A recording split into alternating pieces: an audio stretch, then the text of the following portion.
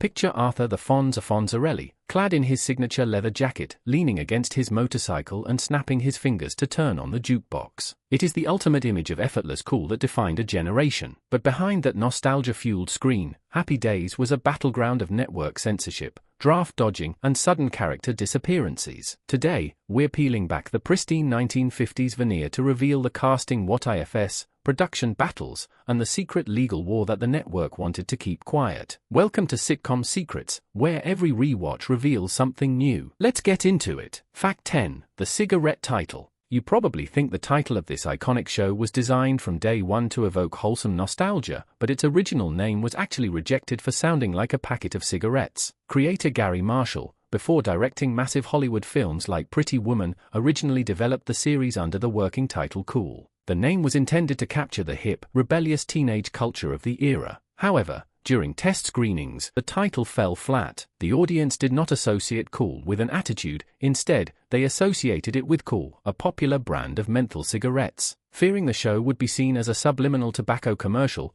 network executives vetoed the name. Producer Carl Kleinschmidt suggested Happy Days to represent post-war optimism, which the network approved. It is a hilarious twist of fate that one of the most wholesome sitcoms in history was almost derailed by a tobacco brand. It makes you wonder if we'd still be talking about the Fonz today if his show sounded like a convenience store display. Fact 9. The cast softball tour. Most fans assume the cast of this legendary show only interacted when the cameras were rolling, but they actually ran a highly competitive celebrity softball team that toured the world. The team was the brainchild of show creator Gary Marshall, before directing Runaway Bride, who believed that a family that plays together stays together. What started as casual weekend games evolved into a massive roadshow. The team, including Henry Winkler, before playing Gene Cousineau in Barry, as pitcher, Ron Howard, before directing Apollo 13, Tom Bosley, Marion Ross, and Scott Baio, before starring in Charles in Charge, played over 100 charity games in major league stadiums. They drew crowds of up to 15,000 fans, raised millions for charity, and even toured military bases in Germany and Japan. Other stars like Tom Hanks, before winning Oscars, and Robin Williams played. This off-screen camaraderie is the real reason the cast remained close for decades. The genuine warmth you saw on screen was born on the dirt of baseball diamonds. Fact 8. The merchandising lawsuit. You might look at the smiling faces of the Cunningham family and see pure harmony, but a massive legal battle exposed how the studio allegedly shortchanged the actors for decades.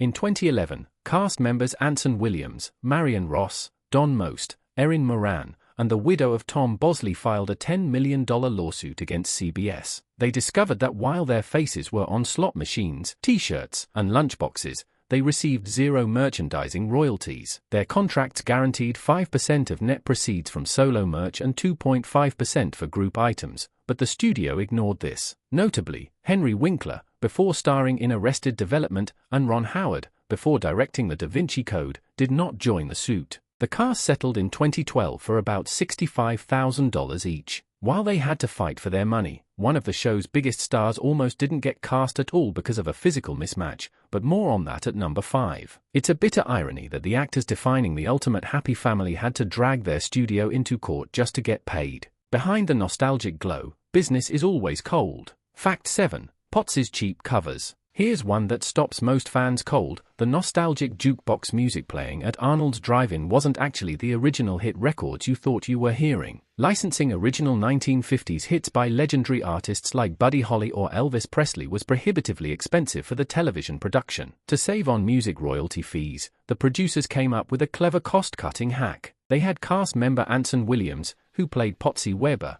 and who went on to become a prolific television director for shows like Beverly Hills 90210, who had a smooth singing voice, record cheap cover versions of popular 1950s tracks. These recordings were then mixed into the background track of the scenes at Arnold's. The show saved thousands of dollars, and the actors frequently performed these songs on camera to justify using their own tracks. While it saved the studio a fortune, it actually added a layer of authentic high school garage band charm to the show. It proves that sometimes, budget constraints can accidentally create the very atmosphere that defines a generation. Fact 6. The motorcycle terror. You probably picture the Fonz as the ultimate cool biker who could handle any machine, but the actor playing him was actually terrified of the iconic motorcycle. Arthur Fonzie Fonzarelli was defined by his Triumph motorcycle, but Henry Winkler, before he played Barry Zuckerkorn on Arrested Development, had never ridden one. Due to Winkler's undiagnosed dyslexia, he struggled to comprehend the mechanical controls, confusing the clutch, brakes, and throttle. During an early shoot on Soundstage 5, Winkler was asked to ride just 5 feet, but he lost control and crashed the rented motorcycle, sliding under a truck and forcing the director of photography to leap for safety. Terrified and banned from riding, Winkler's subsequent scenes were filmed using a stationary motorcycle mounted on a trailer that was towed by a pickup truck. It is a testament to Winkler's legendary acting skills that he convinced millions of kids he was a motorcycle wizard when he couldn't even start the engine. Sometimes, the illusion of cool is far more powerful than the reality. If you're enjoying these classic television secrets, take a quick second to hit that like button and let us know in the comments who was your favorite Happy Days character. Now, back to the countdown. Fact 5. Mickey Dolenz height. You might think Henry Winkler was the only choice to play the King of Cool, but the role was almost snatched by a famous 1960s pop star. The network's top choice for the Fonz was Mickey Dolenz, the drummer and vocalist of the classic pop rock group The Monks. Dolenz gave a fantastic audition, but a major physical issue stood in the way: his height. At 6 feet tall, Dolenz would have towered over Ron Howard, Richie, who was 5 feet 9 inches. Gary Marshall, before directing Runaway Bride, feared a tall, imposing Fonz would make Richie look weak and overshadow him as the lead. Winkler, standing at 5 feet 6 inches, was cast instead, proving height isn't required to dominate a room. While Winkler's audition changed the series, it was nothing compared to the mind-bending audition of an alien character that left the creator speechless, which we'll reveal at number 3. It's fascinating to think how different television history would be if a monkey had played the Fonz. Ultimately, Winkler's ability to act like he was 10 feet tall secured his legendary status. Fact 4.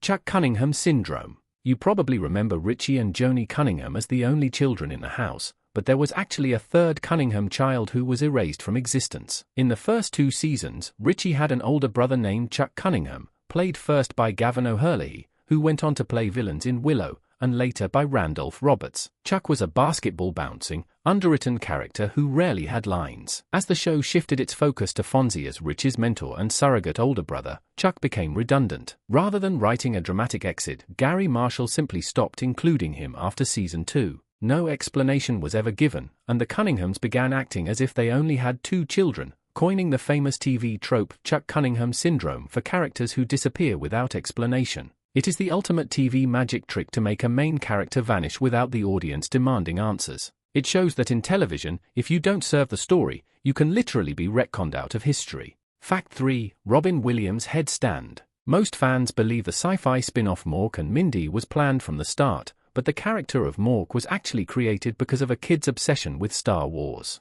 In 1977, Gary Marshall's young son asked why Happy Days couldn't feature a space alien. Marshall decided to write a sci-fi episode. The role of Mork from Mork was rejected by several actors, but an unknown Robin Williams, before he won an Oscar for Good Will Hunting, walked in. When Marshall asked him to take a seat, Williams immediately sat on his head in the chair. Marshall cast him on the spot, declaring him the only alien to audition. The episode was a massive success, launching Williams' career. While Williams' audition launched his career, the show's main star only took his role because of a real-life war draft that threatened his future, a secret we'll expose in our number 1 spot. Williams' comedic genius turned a bizarre guest spot into a cultural phenomenon. It proves that the most legendary careers are often built on a single moment of pure, unhinged improvisation. Fact 2. The leather jacket loophole. You probably associate the Fonz with his iconic black leather jacket, but the network was actually terrified of that jacket and banned it from the set. When Happy Days was first being developed, ABC executives feared Fonzie looked like a motorcycle hoodlum who would promote delinquency. They banned Henry Winkler, before he played Gene Cousineau in Barry, from wearing leather on screen, forcing him to wear a windbreaker. Creator Gary Marshall negotiated a compromise. The network agreed that Fonzie could wear a leather jacket only when standing near or sitting on his motorcycle, for safety reasons. Marshall instructed the crew to ensure the Triumph motorcycle was in almost every scene with Winkler, allowing him to wear the leather jacket until the network finally relented and lifted the restriction. This corporate censorship backfired spectacularly, as having the motorcycle constantly present made the Fonz look even cooler. Creative malicious compliance defeated short-sighted network executives to create a legend. Fact 1. Ron Howard's draft deferment. Here's the single biggest secret that ABC kept under wraps. The show's main star, Ron Howard, only agreed to play Richie Cunningham to avoid being drafted into the Vietnam War. In the early 1970s, Ron Howard held a very low draft number, making him highly susceptible to conscription. Desperate to avoid the draft while pursuing his filmmaking dreams, which would lead to directing blockbusters like A Beautiful Mind, Howard discovered a loophole. A work deferment was available to individuals whose employment supported the livelihoods of 30 or more people. Believing that starring in a major series would qualify him for this deferment, he signed on to the Happy Days pilot. The draft ended in 1973 before the show became a series, meaning he was never drafted, but without that draft anxiety, Howard would have stayed behind the camera. It is mind-blowing to realize that one of the most beloved sitcoms in history was essentially used as a strategic shield against the military draft, proving geopolitical conflicts can completely reshape television history. Ultimately, Happy Days did more than just capture the nostalgic warmth of the post-war era, it shaped the landscape of modern television comedy. The show's transition from a single-camera experiment to a live-audience sensation set the gold standard for sitcoms. Decades later, the characters of Milwaukee still represent a simpler, happier time, even if the behind-the-scenes reality was far more complex than a snap of the fingers. Which of these behind-the-scenes secrets surprised you the most? Let us know in the comments below, and don't forget to subscribe and turn on notifications so you never miss another deep dive. Thanks for watching Sitcom Secrets, and we'll see you next time.